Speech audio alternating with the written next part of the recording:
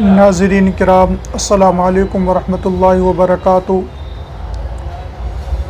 आज हम आपसे एक बहुत अहम मुद्दे पे बात करने वाले हैं। वो मुद्दा ये है कि जो मैं आज इस वीडियो में बात करूँगा वो मेवात के मुताल्लिक़ बात करूँगा।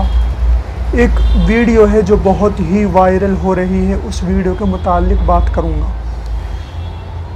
जो वो वीडियो है वो है राजस्थान के किसी ज़िले की वीडियो है।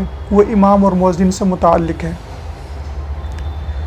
और मेरे कुछ भाई ऐसे भी होंगे जिनको मेरी ज़बान समझ में नहीं आएगी। मैं आज जो बात करने वाला हूँ वो मेवाती ज़बान में बात करने वाला हूँ।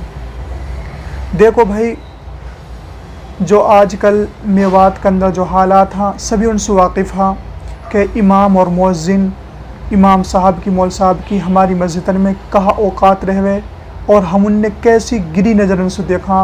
अगर सबसे गिरी नज़रन से अगर कोई देखो जा रहा होगा तो मेवात के अंदर वो मौल साहब हाँ, वह हाफिज़ हाँ, मौल साहब हाँ बेचारे।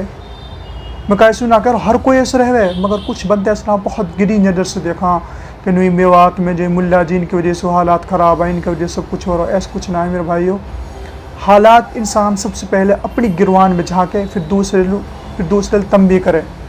मैं कैसा हूँ और मैं दूसरे से कह रहा हूँ नू कह वहाँ के आजकल तो मेवात में इमामन के ऊपर वो भी हुक्म जमा दे जा घर में एक भी ना चलते हुए वो भी हुक्म जमा दे मेवात मुअज़्ज़िन और इमाम अल्लाह के। तो भाई जो ये वीडियो है यहाँ में राजस्थान के अंदर जैसे हमारे हरियाणा में बहुत पिछड़ो इलाकों के वहाँ जैसे नू कह वहाँ के यार ये राजस्थान में कुछ भी ना जी तक हरियाणा में आज बहुत खुशी हो रही है। राजस्थान में इतनी तरक्की देख के इमाम मुअज़्ज़िन ने कितनी तरक्की कर दी। उन ऐसे आलीशान घर दे रखे रह लो, शायद ही हमारे हरियाणा में तो कई मस्जिद में इमाम मुअज़्ज़िन ऐसे घर दे रखे हो रह लो। वीडियो भी आप कुछ एक बार देख लो थोड़ी सी, फिर मैं आगे इंशाअल्लाह आपसे बात करूँगा। और नौहर तहसील के अंदर ये इमाम साहब का कमरा माशाअल्लाह इस कदर खूबसूरत है। और इमाम साहबों के हालात को देखोगे तो वाकई में ऐसे इमाम शायद ऐसे इमाम की सहूलत शायद वीडियो तो आपने देख ली होगी। देखो मेरे भाइयों, मैं आज कायलू कुछ तंबी कर लो नहायो ना मैं कायस कोई बुरी बात कहने लो आयो।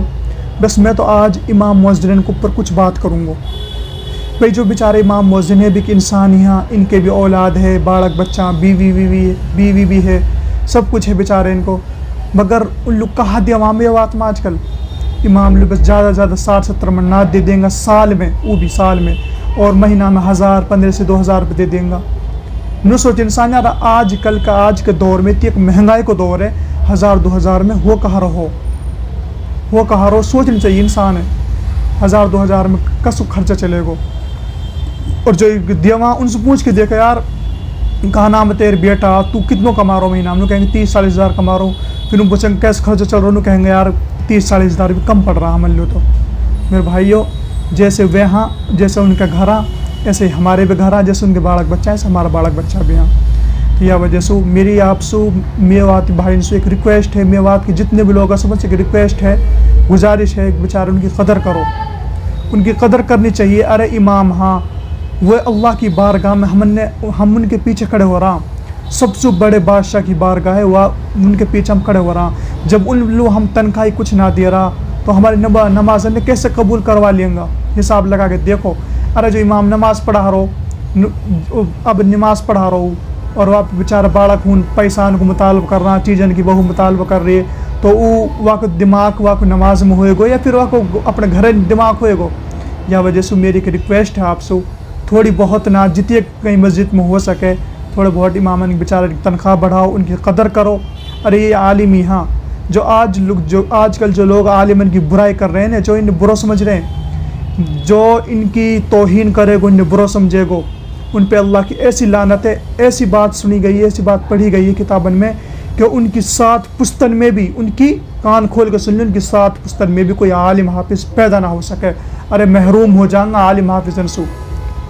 ऐसा वक्त आ जाएगा कि मेवात में आलिम कहीं मस्जिद लूँ इमाम मुअज़्ज़िन मिलना भारी हो जाएगा अगर ऐसे हालात रहा तो। आजकल क्या हो रहा कि बेचारे बहुत से उलमा हमारे साथी भी बहुत से भाई देखें तो जो मस्जिद ने छोड़ के कारोबार में लग रहे हैं, कई वजह से लग रहे हैं अच्छी सलाहियत, अच्छे पढ़ने वाला बच्चा है, नंबर पोजीशन लाने वाला बच्चा है, मगर कायल छोड़ के कि इमाम मुअज्जिन को इज़्ज़त ना है, 1000 रुपया हम दे रहा, 100 हुक्मन ने जमा रहा उनके ऊपर। मेरे भाई ऐसे मत करो, इज़्ज़त करो।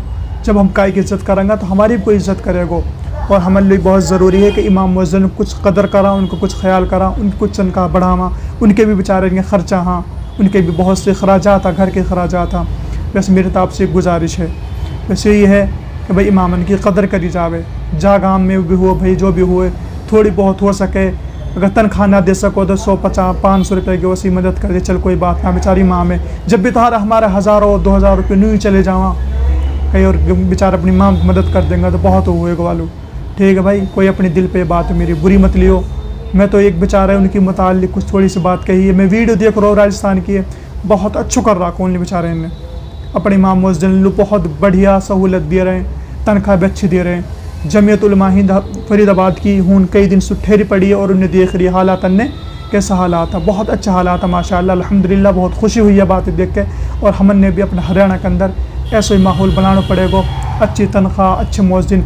जब हम अच्छी तनख्वाह देंगे तो हमारे बाड़ा करने भी अच्छी तरह पढ़ाऊँगा और हमारे मस्जिद में अच्छी तरीके से रहेंगे, हमारी इज़्ज़त भी करेंगे। जब 1000 रुपया ने देंगे, कोई 1 महीना रुकेगा, कोई 2 महीने रुकेगा, फिर भगा देंगे, फिर दूसरे ले आए, ऐसे ही चलता रहेगा। तो भाई मेरे आपसे की रिक्वेस्ट है कि अपनी इमाम मुअज्जिन कदर करा, उनकी बेचारे कुछ हेल्प करा, उनके भी बालक बच्चा। हाँ तो ठीक है भाई, कोई अपने दिल पे बात है बुरी मत लियो। अस्सलाम वालेकुम।